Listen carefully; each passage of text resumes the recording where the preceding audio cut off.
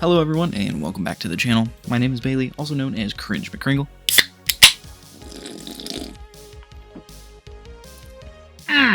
That's good shit. Got it out of a vending machine. Almost reminds me of the time that Vending Machine in Transformers 2007 came to life. Too bad he never got an action figure. Oh shit, he did. Yes, that's right. Dispensor did actually get a transformable action figure at some point. This is the movie advanced Dispensor, which came out in 2014 with the release of the Age of Extinction movie over in Japan. Now, for the longest time, Dispensor only had one toy, and that was a robot hero. And that was it. Nothing else. Just that. Sad. But then they made this, and a few years ago, I got it for my birthday via my cousin Tommy, so thanks Tommy, you have gotten a grail. Appreciate it. Now let's dive into the review. Starting off in robot mode, Dispensor here looks awesome. Is he accurate to the robot mode used in the film? No. No, not even close.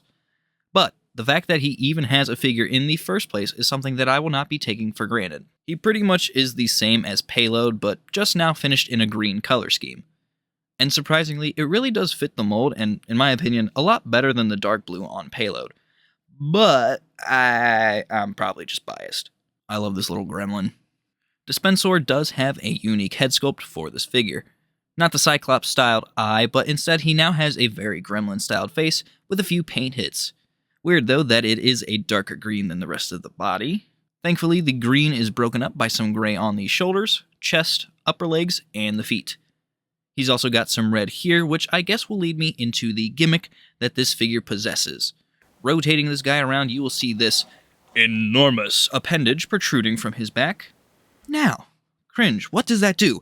Well, if you push it forward, it will extend Dispensor's chest, and if you push it forward far enough, the mandibles of the claw will also flip out. Now this gimmick is pretty fun, and unlocks the ADHD section of my brain, causing me to want to do it repeatedly, but it does somewhat feel like it's fighting me the entire time. You have to push it relatively hard and push the assembly super far for the claw gimmick to even activate. I know on the Payload release, this gimmick was prone to breaking, so I'm not sure if that defect still carries over onto this guy. However, I will say that Dispensor has a lot better QC than Payload. Random parts aren't popping off at inopportune times, like the chest, so that is at least one improvement. Articulation is alright. He can't be put into too many dynamic poses due to the gimmick hindering it just a little bit. It's for the most part fine.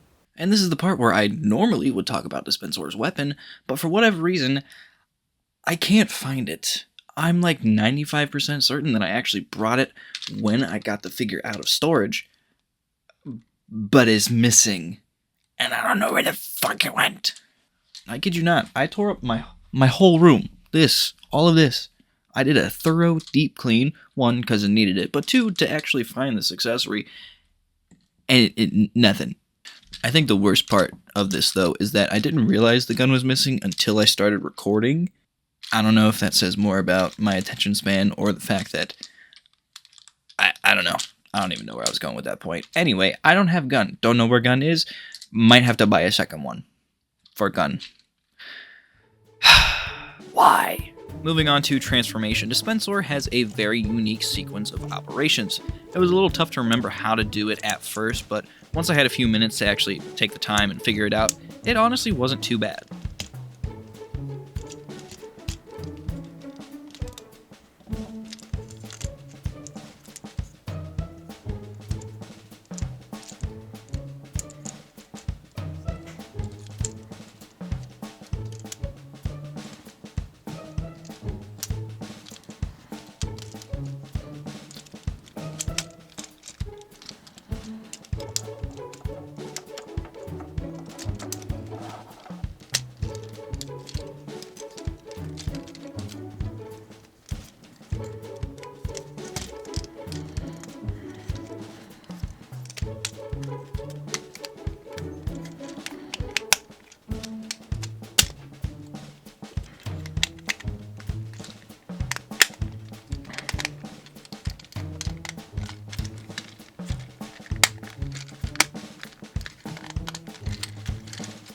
And here we have Dispensor in his vehicle mode.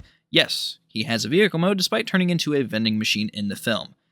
I mean, Takara wasn't going to make a brand new mold for a highly obscure character that appears in the film for a whole 5 seconds. Anyway, here he is in his armored truck mode, and because this is a movie toy, it has great vehicle mode detailing. Starting at the front, we see the front bumper guard molded in gray with some yellow paint detail on the lights. And if you look really closely, you can see some very small molded in meshwork for the bumper. And just while we're here, I would like to mention that unlike Payload, this front bumper does not come off easy. Thank God. There's a Decepticon logo on the hood of the truck, black painted windows, and yellow painted lights. Moving to the side, we can see some silver painted rims on these chunky treaded tires. There's molded in detail for the steps, the door, and even some tiny mirrors. Further down, there's some diamond plating molded in gray, and that is where we will see this makeshift Mountain Dew logo. Now, what it actually says is Mood Whiplash. That is certainly a fake soda name. Looking at the back of the truck, we see the doors, a silver painted window, and red taillights. For an armored truck mode, it has all of the necessary details that you would want and more. And it looks very good, but it has one more trick up its sleeve.